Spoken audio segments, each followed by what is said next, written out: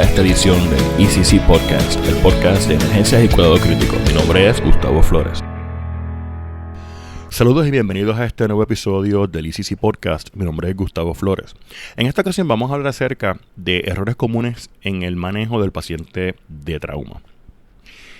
Y les anticipo, no necesariamente es por falta de conocimiento. Pueden haber otras razones que llevan a que estos errores ocurran, y eso es lo que vamos a estar hablando en este episodio. Comencemos con la premisa de que nadie hace las cosas mal a propósito. Hay que pensar qué fue lo que llevó a que ese error se diera. Que quizás puede ser falta de conocimiento, sí, pero en otras ocasiones puede ser falta de práctica o puede ser pobre comunicación, malos entendidos, el estrés del momento, en fin, diferentes situaciones o circunstancias que afectan lo que a fin de cuentas ocurre, y lo que importa verdaderamente no es lo que se pensaba hacer, sino lo que se hizo en realidad. Así que comencemos. Primero, tiene que haber un nivel de conocimiento. Si no hay ese conocimiento de fondo, de base, pues entonces ciertamente van a haber muchas distracciones porque no nos vamos a estar enfocando en los aspectos importantes del paciente. Y en esto me refiero específicamente a la evaluación primaria, la habilidad del personal que está atendiendo el paciente en enfocarse exclusivamente en las amenazas a la vida y no, lo que es lo mismo dicho al revés, no distraerse por otras cosas que pueden estar ocurriendo simultáneamente que no te permiten enfocarte en lo que verdaderamente importa de inicio, que es la evaluación primaria, ese ABCDE o X, ABCDE, como lo quieran llamar, March, CAB, en fin. Las amenazas a la vida tienen que ver con problemas con la vía aérea, con la respiración y la circulación, y eso incluye sangrados exsanguinantes. Y recuerden que esto se enseña de una forma secuencial, pero se realiza simultáneamente.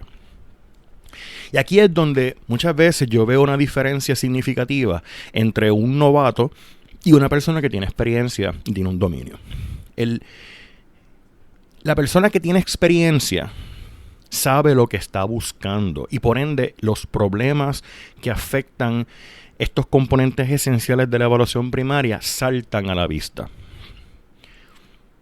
Si un experto está evaluando a un paciente de trauma, un problema a la vía aérea va a ser obvio, un problema de pobre perfusión va a ser obvio, un problema de respiración va a ser obvio. Y la atención de esa persona va a estar 100% en esas amenazas inicialmente.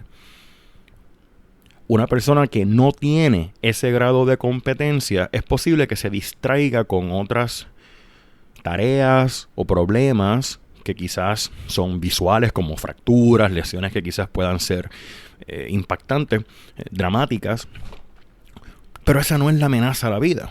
Entonces, para una persona que está empezando, quizás pudiera ser útil realmente recitar en la mente esas amenazas a la vida, esas prioridades, esa secuencia de X, A, B, C, D, E, con la intención de que la mente, los ojos y todos los sentidos estén enfocados solamente en esas amenazas. Y quizás suena sobresimplista, pero la realidad es que un paciente que no se atienda en esas amenazas tiene un alto riesgo de muerte, porque por eso es que son ¿verdad? La prioridad inicial, porque son verdaderas amenazas a la vida.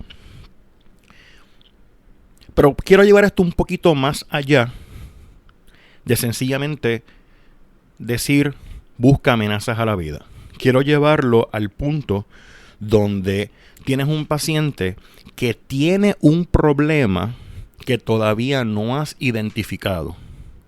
En otras palabras, no está diferenciado.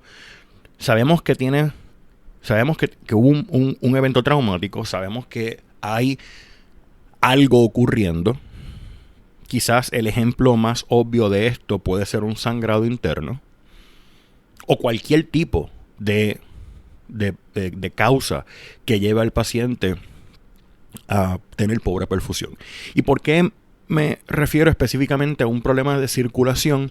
Porque los problemas respiratorios son más fáciles de ver externamente. Es más fácil tú darte cuenta cuando alguien tiene dificultad para respirar. Es más fácil ver una obstrucción a la vía aérea, porque muchas veces o se escucha o se ve el problema, se ve el estado de inconsciencia, o sea, se ve a la persona inconsciente, o se puede ver la dificultad del uso de músculos accesorios, etcétera. Pero los problemas circulatorios no necesariamente son visibles. Quizás un sangrado externo lo es, pero pueden haber muchas razones que pueden llevar al paciente a pobre perfusión y no son visibles. Y el detalle aquí importante es que la persona que está haciendo la evaluación puede falsamente creer que hizo una evaluación correcta porque lo pensó. Sin embargo, su evaluación no fue capaz de reconocer o identificar que eso es lo que estaba ocurriendo. Es muy posible, es muy real, que al principio los signos no sean obvios. Un neumotórax simple puede que pase bien desapercibido acabado de ocurrir. Un neumotórax de tensión no lo va a hacer. Un neumotórax de tensión está mostrando signos clínicos. Pero un neumotórax simple pudiera pasar, pudiera en algunas ocasiones, si es bien pequeño, pasar desapercibido. La evolución, la progresión de ese paciente es lo que va a dar con signos más fuertes, más claros de que algo está ocurriendo. Pero regresando a ese abordaje inicial, tienes un paciente que estás evaluándolo y algo no está bien. Ese algo puede ser, por ejemplo, no tiene buena perfusión. Y esa determinación tiene que ocurrir en los primeros minutos, si no segundos, del encuentro inicial con el paciente. Volvemos, es parte de la evaluación primaria. Esto mismo dicho al revés, un paciente que tiene pobre perfusión no puede pasar por alto. Y no podemos estar haciendo otras cosas con este paciente si estamos viendo que hay un problema de pobre perfusión y no se está atendiendo o no se está determinando cuál va a ser el curso a seguir con el manejo de ese problema de pobre perfusión. Y a manera de recordatorio, recuerden que hay 4 mecanismos que llevan a pobre perfusión. O no tiene volumen, o la bomba no lo está bombeando, o la tubería central está tapada, o está mal distribuido. ¿Verdad? Eso sería hipovolémico, cardiogénico, obstructivo y distributivo. En el escenario de trauma, el sangrado es el más común. En el caso de cardiogénico, no es tan común que ocurra de inicio una manifestación. Quizás una ruptura de válvula pudiera ocurrir, pero eso es bien raro. Lo que quizás pudiera ocurrir en el contexto del paciente de trauma es una contusión miocárdica, pero la contusión miocárdica tarda tiempo en aparecer, no necesariamente va a mostrar signos tan rápido. Pudiera, o quizás en el momento ya para cuando llegue al hospital ya quizás pudiera estar mostrando algo, pero también puede tardar tiempo en desarrollarse. En fin, quizás cardiogénico no es el escenario más común en trauma. No es que no pueda hacerlo, quizás no es el más común. Hipovolémico por sangrado, obstructivo por neumotórax, tamponada cardíaca, y el distributivo sería una cuestión de muy mala suerte, que es una reacción alérgica lo que llevó al accidente del paciente, pero eso se vería en signos físicos muchas veces, aunque pudiera no tenerlo, pero eso es otra discusión. El punto es que en el caso de shock distributivo, el escenario de trauma, en el paciente de trauma más probable pudiera ser el shock neurogénico, y aun cuando tengas un paciente con shock neurogénico, a no ser que tengas unos signos demasiado obvios como que no puede mover las extremidades y está bradicárdico y no tiene ningún tipo de tono simpático ese paciente, probablemente el sangrado sigue siendo la causa más común, y aunque tenga verdaderamente un cuadro de shock neurogénico, no descarta, eso no significa que no pueda tener concomitantemente un sangrado. Así que el escenario de sangrado, hipovolemia y shock obstructivo son los dos escenarios probablemente más comunes que pueden llevar a una aparición súbita de pobre perfusión, al punto en que es lo que estamos viendo en este paciente acabando de llegar. Así es que, ¿cuál es el error que va a llevar a que este paciente se descompense o no nos dé tiempo, ¿verdad?, a poder atender efectivamente? No reconocer que está ocurriendo esa amenaza a la vida, a pesar de que habían signos de que algo no estaba bien. Así que algo no apunta a que hay buena perfusión, y el personal no fue lo suficientemente incisivo en identificar cuál es la causa. En este caso, volvemos, ser bien agresivo en la búsqueda de un sangrado por algún lado. ¿Dónde está la sangre en un paciente que tiene signos de pobre perfusión? O sea, no estamos hablando de un sangrado de poca monta. Si un paciente está sangrando y esa pérdida de sangre es lo suficientemente grande como para que ya tenga signos de pobre perfusión, estamos hablando de un sangrado significativo. Esa sangre o está externa y sería visible, pudiéramos ver que hay una pérdida significativa de sangre, o hay un recuento por parte del personal de atención prehospitalaria de que en la escena había mucha sangre antes de que le colocaran, por ejemplo, un torniquete al paciente, o está adentro. Y adentro, o está en el tórax, en la cavidad torácica, en los pulmones específicamente. Los pulmones, cada pulmón puede almacenar fácilmente 1 litro. Está en el abdomen, está en la pelvis, o está en los huesos largos, en fracturas de huesos largos. Y pueden haber múltiples huesos y fracturados, y cada uno de esos se suman. De todos esos 5 lugares, hay uno de ellos que es posible que no dé signos externos de que está ocurriendo un sangrado adentro. De todos esos 5 lugares, los pulmones tú puedes auscultar y te das cuenta que un pulmón no se escucha nada. La pelvis tú la puedes mover y se siente que está inestable. Los huesos rotos los puedes palpar y sientes los crepitantes. Pero el abdomen puede tener signos. Puede que duela, pero si está inconsciente no se va a quejar de dolor. Puede que se sienta rígido, puede que se vea algún tipo de hematoma, pero puede que no se vea nada, especialmente en los escenarios de sangrado retroperitoneal, sangrados que sean bien adentro, que quizás no están mostrando signos visibles o palpables en este paciente.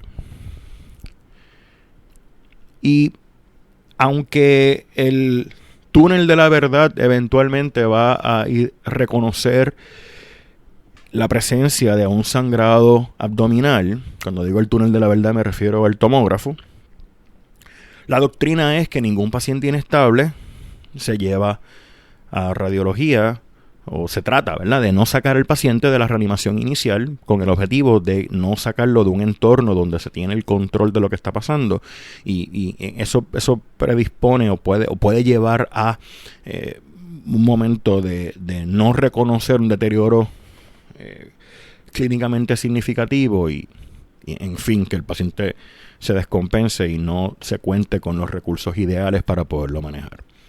Así que, aunque en otras circunstancias se habría visto en un estudio de imagen como la tomografía, el sacar el paciente de la reanimación en un escenario donde esté inestable, quizás no es el mejor escenario en la mayoría de los lugares, a menos que no tengan un tomógrafo ahí mismo integrado en la suite de reanimación. o cercano a esta. Así que, ¿cómo podemos ver ese abdomen? ¿Cómo podemos evaluar ese abdomen? Aquí es donde entra la sonografía. La sonografía es parte integral de esa evaluación inicial del paciente. Y es porque la pregunta clínica en este momento es: ¿dónde está esa sangre? En algún lugar tiene que haber un sangrado significativo. Y si no lo estás viendo por ningún lado, está en ese abdomen. Así que tienes que buscarlo. Tienes que darte cuenta de que ahí hay un sangrado. Y hacemos un FAST.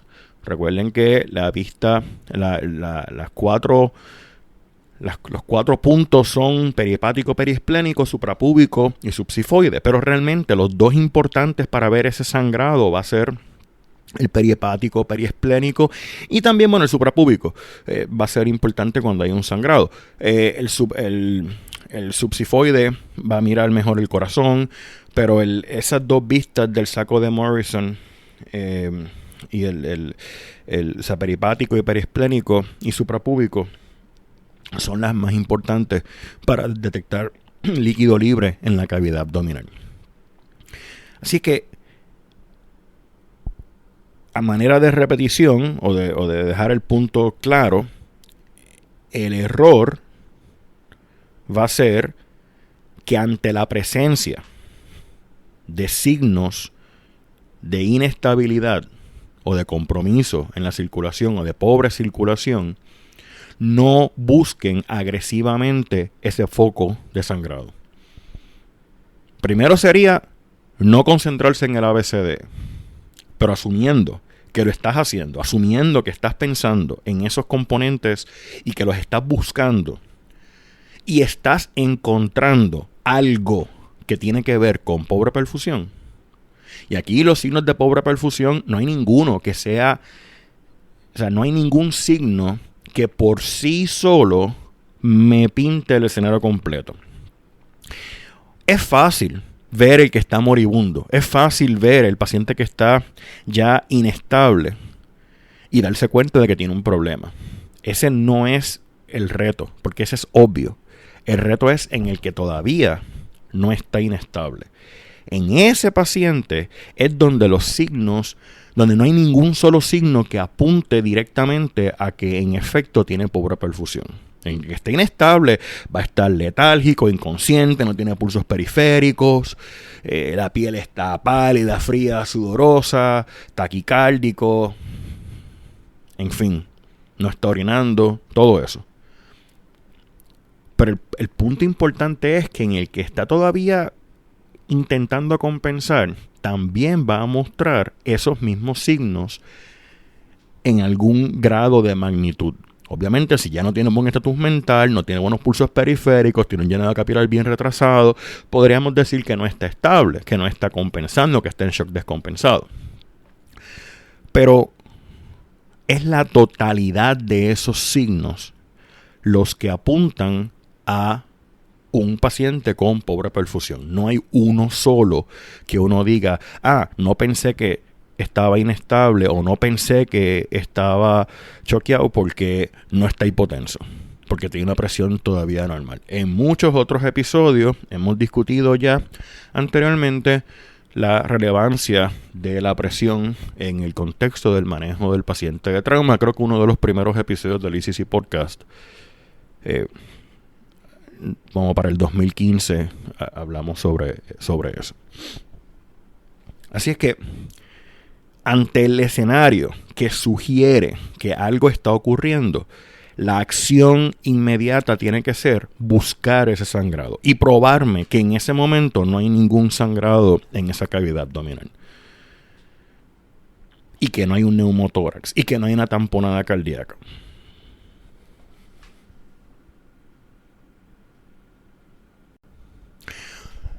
Así que íntimamente relacionado con esto puede ser la estimación de qué tan estable está el paciente.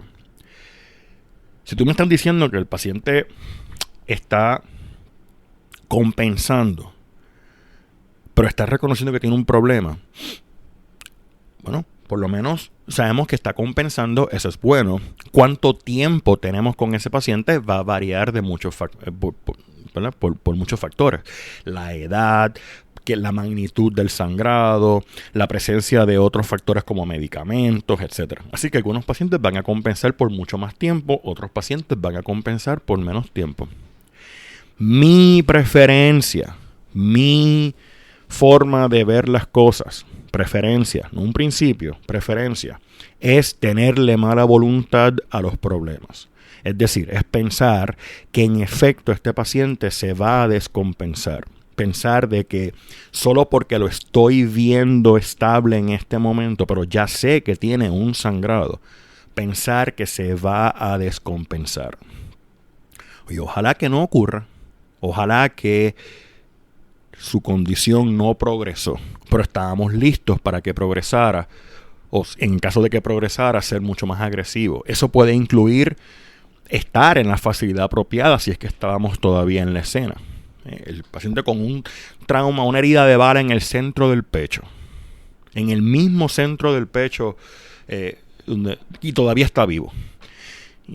Y pensar rápidamente que aquí pueden estar ocurriendo un sinnúmero de cosas que pueden matar a este paciente en los próximos minutos y no perder tiempo en la escena, me va a poner en una mejor posición con este paciente en el caso de que sí se descompense, a diferencia de quizás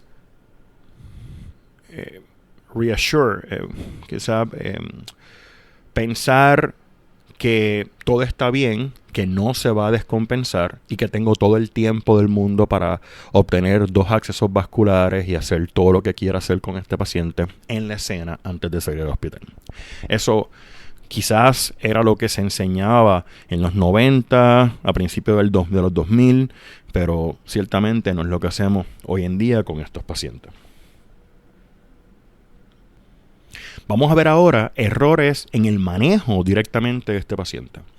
Y ya no estamos hablando de reconocimiento, ya estamos hablando de que ya sé que tiene un problema y lo vamos a manejar. ¿Cuáles son los errores que le estamos dando mucho énfasis hoy día en el 2024?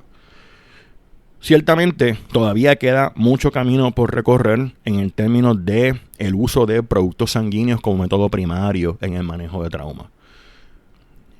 La limitación es el acceso a estos productos, pero en todos lados que hay acceso a estos productos, las guías basadas en evidencia actualmente dicen: olvídate de los cristaloides, comienza con productos sanguíneos de inmediato. No es necesario usar cristaloides primero antes de comenzar con productos sanguíneos. Es decir, teniendo la sangre disponible, no hay que comenzar dándole 1 litro primero de solución salina o de lactato de Ringerl para entonces comenzar con sangre. Es otro tema de discusión, el acceso a estos productos. Un escenario interesante que no está aprobado por la FDA es lo que le llaman los bancos de sangre ambulantes, los walking blood banks, que es una transfusión persona a persona. Eso no es algo que provee la cantidad de sangre necesaria en el momento para una transfusión de emergencia, pero sí es un escenario interesante en el contexto de un desastre o de preparación para lo que puede ser una necesidad mayor de productos sanguíneos. Por ejemplo, en escenarios de combate.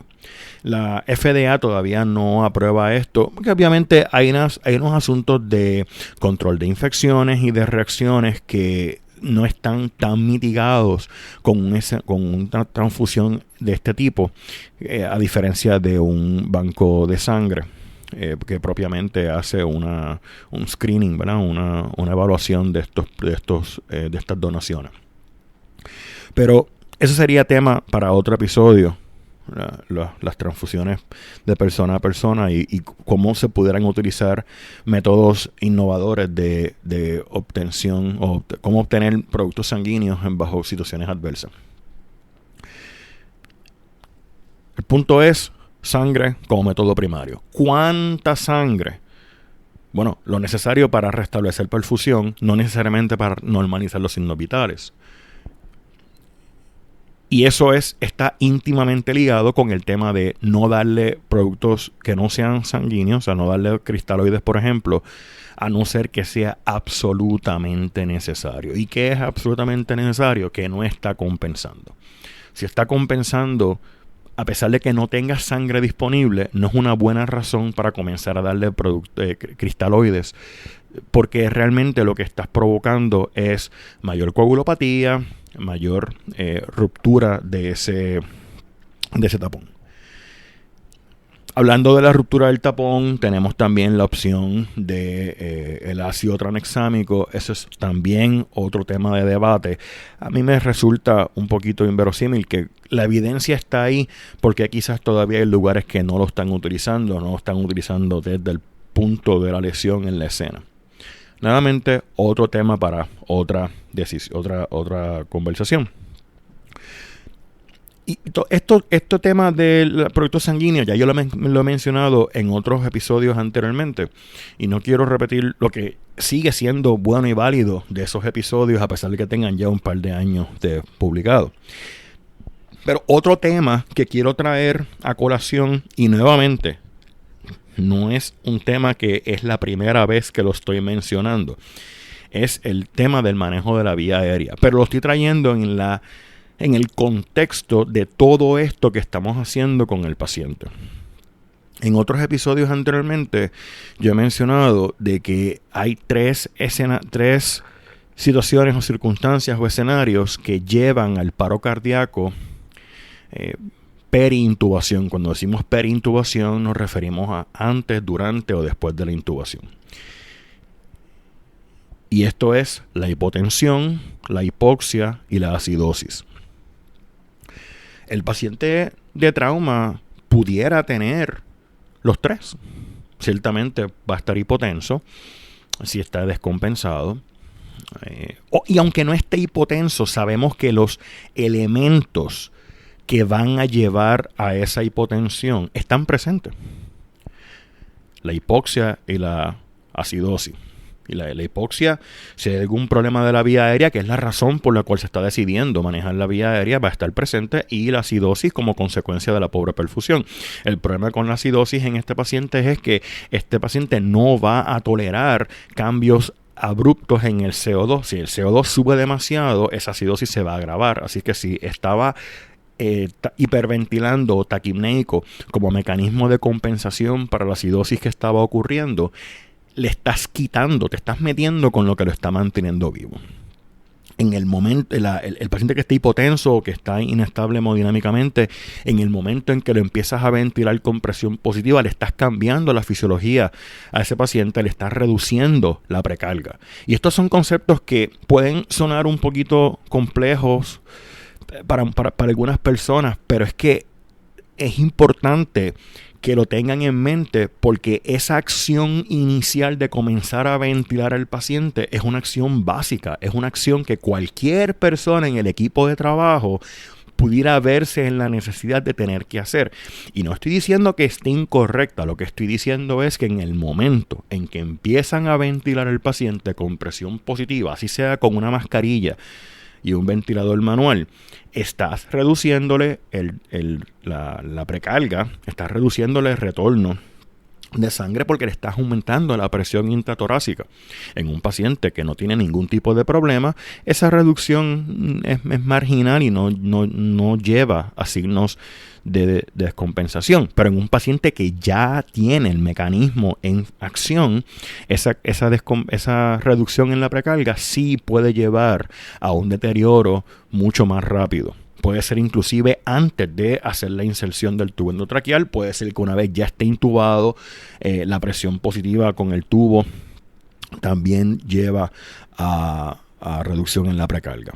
El uso de los medicamentos que se usan para la inducción puede producir hipotensión, y aquí el énfasis en el uso de la etomidacto y de la ketamina. Por más que la ketamina sea estable hemodinámicamente, la ketamina va a ayudar en la medida en que libera catecolaminas, pero si ya el paciente está en su máxima liberación endógena de catecolaminas, no va a haber mucha diferencia. Y hay algunos estudios que comparan en ese sentido la ketamina con el etomidacto y ven que no hay tanta diferencia. Pero sería peor todavía si la elección del agente de inducción es, por ejemplo, una benzodiazepina o propofol o cualquier otro medicamento que sea inestable hemodinámicamente. Así que la decisión de manejar a este paciente, no estoy diciendo que esté incorrecta. Lo que estoy diciendo es que en el momento en que estás diciendo hay que intubarlo, estás abriendo la posibilidad. En el momento en que empiezan a meterle presión positiva y se decide que hay que intubarlo, estás abriendo la caja de Pandora a una serie de cosas que pueden estar ocurriendo o que van a ocurrir. Nuevamente, repito, no estoy diciendo que intubar al paciente de trauma sea un error. Lo que estoy diciendo es que si no estás preparado para lo que viene, pusiste al paciente en una peor posición y no te preparaste para mitigar ese efecto. Si sabes que este paciente está hipotenso, sabes que hay que intubarlo porque no maneja su vía aérea y no tienes forma de manejar la vía, de protegerle la vía aérea, y no estás preparándote para manejar esa presión, por ejemplo, con un bolo de un vasopresor, o no estás de alguna forma compensando si tienes productos sanguíneos con tratar de mejorar esa perfusión un poco, este paciente se puede deteriorar, y eso le estamos dando mucho énfasis ahora. ¿Cuál es la diferencia de ahora a 10 años atrás? Quizás a simple vista no se ve la diferencia.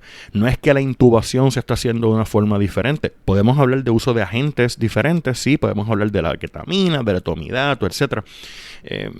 Pero el punto es que la conversación no puede ser exclusivamente con qué mano se agarra el laringoscopio y cómo se hace la laringoscopía y cómo se inserta el tubo y cómo se confirma que el tubo está en el lugar correcto. Porque entonces lo único que estás considerando en el contexto del manejo de este paciente es el procedimiento en sí del manejo de la vía aérea, no el paciente. Y en este caso, todo lo otro que lo está llevando a ese potencial deterioro. Así que si estamos hablando del manejo de la vía aérea en el paciente de trauma, tienes que estar hablando de cómo estás resucitando a este paciente hemodinámicamente, cómo estás manejando todo lo otro que hemos estado hablando. O sea, de igual forma es tan importante un vasopresor, que la sangre, que el medicamento para la inducción de la anestesia. Porque si estás viendo solamente el manejo de la vía aérea en aislamiento, significa que no estás viendo el paciente. Y quizás en tu proceso de formación, en el proceso de formación de la persona que está aprendiendo esa técnica, pues está bien enseñarle solamente el tema de manejar la vía aérea. Pero si a la hora de practicarlo o a la hora de hacerlo solamente está viendo la vía aérea y no está viendo el resto del escenario, esa persona todavía no está lista para hacer eso solo. Y aquí es donde vamos entonces a la práctica. La práctica de este tipo de manejo y de este tipo de paciente tiene que incluir todo eso. Si aprendemos solamente a trabajar acciones individuales o destrezas individuales, que es sumamente importante aprenderlas en algún momento en aislamiento, pero no las integramos al escenario completo, no estamos viendo cómo todo eso juega un papel simultáneo. Y eso va a llevar a problemas de comunicación. Porque entonces, como les dije al principio, se enseñan secuencial, pero se realizan a la misma vez. Entonces, no es solamente estamos bregando el problema de la pobre perfusión, también está el problema de la sangre, está el problema de quiénes más vienen a manejar a este paciente, está el problema de inserta todos los demás problemas que estén ocurriendo con el paciente. Y es posible que la persona que está haciendo el procedimiento en cuestión, de lo que estemos hablando, por ejemplo, la vía aérea, en el momento en que se pone a manejar o a hacer una intervención, deja de ver esas otras cosas que están ocurriendo. Yo le llamo a eso perder al líder. En el momento en que tú te pones a trabajar en algo, dejas de ver lo que está pasando alrededor. Y eso, en este paciente, puede ser fatal. Así que es posible que el que está a cargo delegue una tarea en otra persona para que lo haga, simple y sencillamente porque eso le va a permitir a él o a ella poder estar pendiente de todo lo que está ocurriendo y dejando que otras personas se encarguen de tareas individuales si se cuenta con un equipo de trabajo. ¿Qué pasaría si no tienes un equipo de trabajo? Realmente estás limitado las cosas que puedes hacer simultáneamente.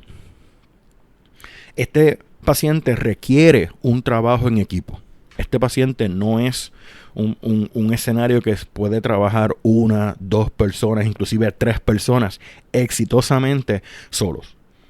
Esto requiere un equipo de trabajo porque son muchas las partes en movimiento. Y yo puedo entender que un lugar no tenga esos recursos, que no tenga esa cantidad de personas. Y probablemente ese paciente, si iba a morir, estaba destinado al fracaso desde un principio. No porque el personal no supiera lo que tenían que hacer, es que no estaban preparados para poderlo hacer. A pesar de que tengan el conocimiento, si no cuentas con los recursos, no cuentas con los recursos físicos, los equipos, insumos, sangre, por ejemplo, el personal, control de daño, cirugía de control de daño, el número de personas para poder llevar a cabo múltiples acciones a la misma vez, etcétera, etcétera, etcétera. Y no podemos aceptar el status quo, decir nada, es que en la ambulancia solamente son 2. Si en la ambulancia son solamente 2, significa que hace falta otra ambulancia, o hace falta un camión de rescate, o hace falta otros primeros respondedores que junto con el personal de la ambulancia puedan manejar a este paciente si es que hay que hacer algo en la escena. Es posible que lo mejor que puedan hacer en algunos casos sea hacerlo en el camino. Pero en el manejo, en la parte de atrás de la ambulancia, en ese camino, en ese tiempo, esa trayectoria, tener a más personas, siempre y cuando el espacio lo permita, puede ser beneficioso cuando hay que hacer varias cosas a la misma vez. Así que la educación de esto, la instrucción de esto, comienza con destrezas individuales. Comienza con, vamos a aprender a cómo colocar un torniquete, vamos a aprender a cómo hacer un empaque de herida, vamos a aprender cómo obtener un acceso vascular, vamos a aprender cómo se ventila un paciente, vamos a aprender cómo se intuba un paciente, vamos a aprender cómo se usa un sonógrafo, vamos a aprender, etcétera, etcétera, etcétera. Podemos inclusive ver cómo, por destrezas individuales, cómo se hace una evaluación del paciente. Pero eso no significa, y esto ahora le estoy hablando a los instructores que dan clases de trauma, eso no significa que la persona completó esa simulación. La simulación lo que busca es integrar todos esos elementos que se deben estar considerando. Y en la medida en que podemos dar una retroalimentación de lo que ocurrió, entonces podemos ayudar a esa persona a mejorar su nivel, ¿verdad? Sus habilidades. Hay acciones críticas que esa persona tiene que hacer.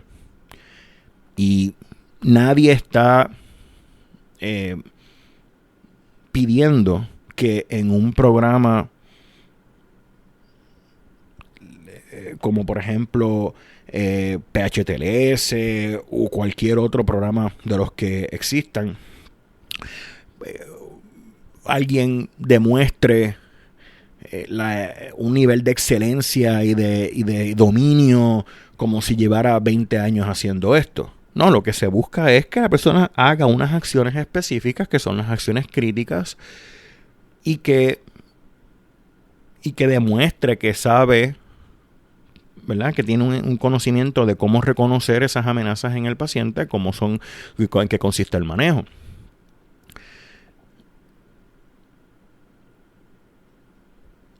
Pero entiendan de que el dejarlo solamente ahí, lo que le sigue reforzando a ese participante es que eso era suficiente.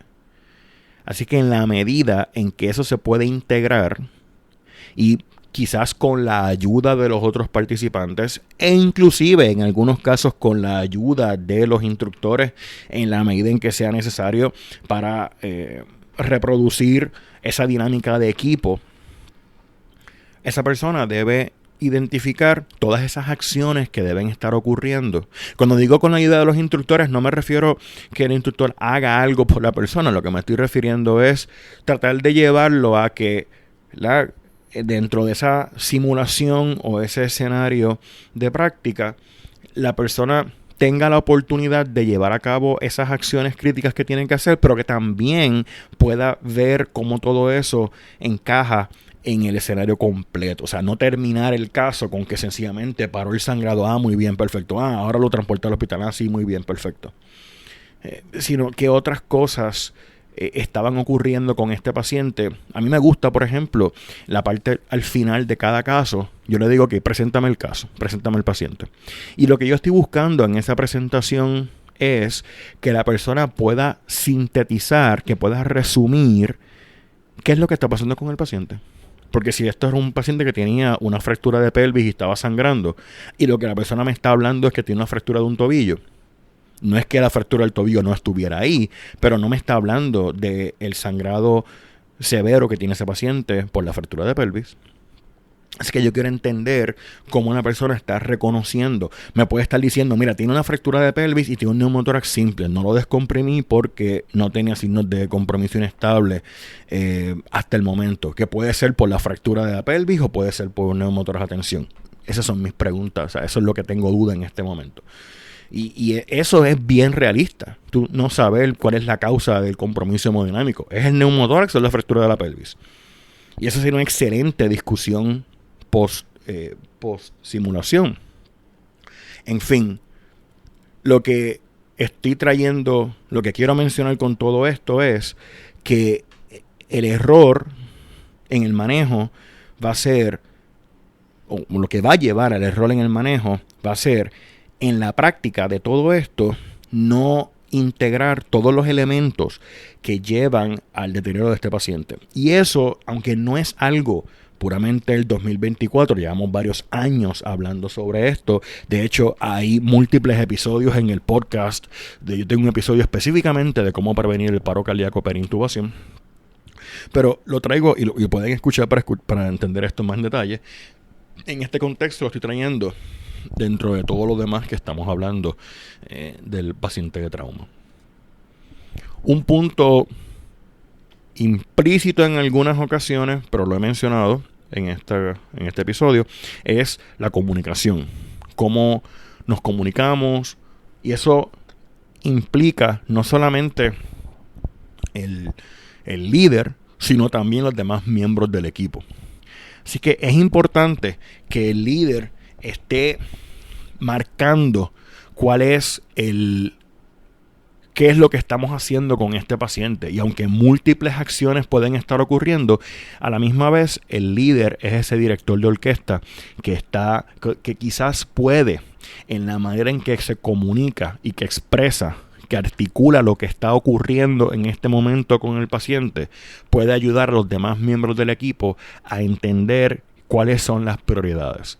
Si alguien en el equipo no está viendo esa imagen global del problema, pero el líder sí, y el líder lo está compartiendo con los demás, está diciendo, este paciente lo que tiene es tal cosa, lo que nos estamos enfocando es en hacer esto.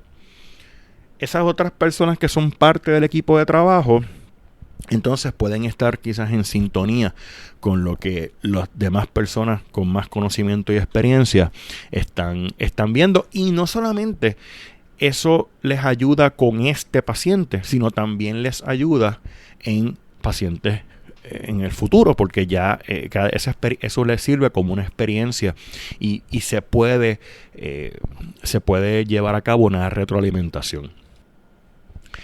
Eso me lleva a otro punto, y es la discusión de qué salió bien y qué puede mejorar. Muchos casos se llevan a cabo y todo salió bien o se manejó relativamente bien el paciente. Eso es importante decirlo, que muy bien, hicieron un buen trabajo en esto y esto y esto.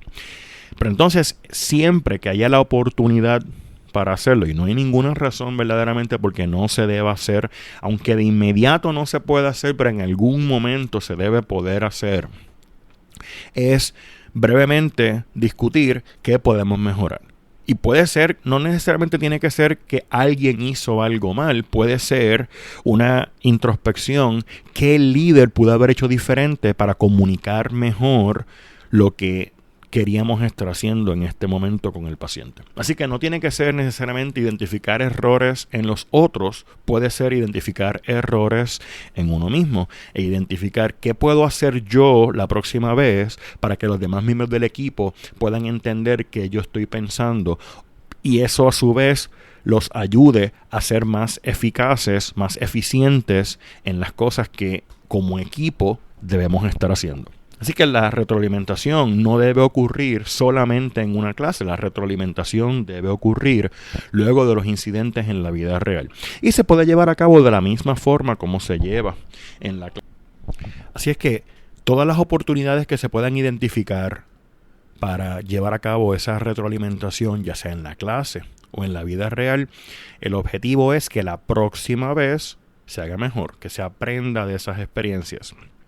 En algunos casos se puede identificar ciertos puntos donde hay errores, o no necesariamente errores, pero que se pueda beneficiar el equipo de tener alguna guía o alguna lista de cotejo o de alguna herramienta que pueda en tiempo real proveerle al equipo la información clara de lo que debe estar ocurriendo. Quizás en el lugar donde usted trabaja identifica que, mira, en este lugar, en este punto, usualmente cuando estamos trabajando con este paciente, pudiera ser conveniente tener pegado en la pared esta lista con estas acciones. Y quizás eso puede ayudar a que entonces todo el mundo sepa que en este momento, o cuando se tenga que llevar a cabo X o Y acción, ahí están estas guías. Y muchas veces esas guías existen en protocolos que están escritos en carpetas, pero en la vida real, en el momento del trabajo, buscarlo en esa referencia, en ese PDF, etcétera, puede ser poco práctico. Entonces, a veces con un poquito de creatividad podemos guiarnos o dejarnos guiar con listas de cotejo o guías, ¿verdad? Job aids o cualquier tipo de lista de referencia rápida. Así que con eso los voy dejando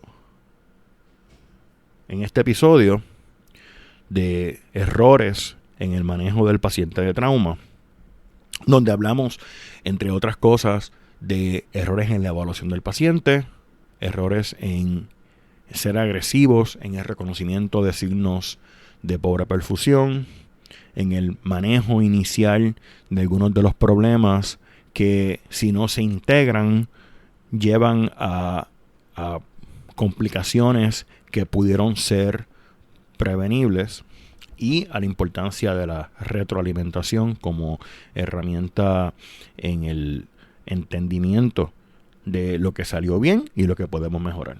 Así que si tienes cualquier comentario, puede escribirme a través de la página o a través de las redes sociales. Recuerden que pueden escuchar otros de los episodios en la página eccpodcast.com, o también lo pueden escuchar en Spotify o en Apple o donde sea que ustedes escuchen sus podcasts. Muchísimas gracias y nos veremos en una futura ocasión.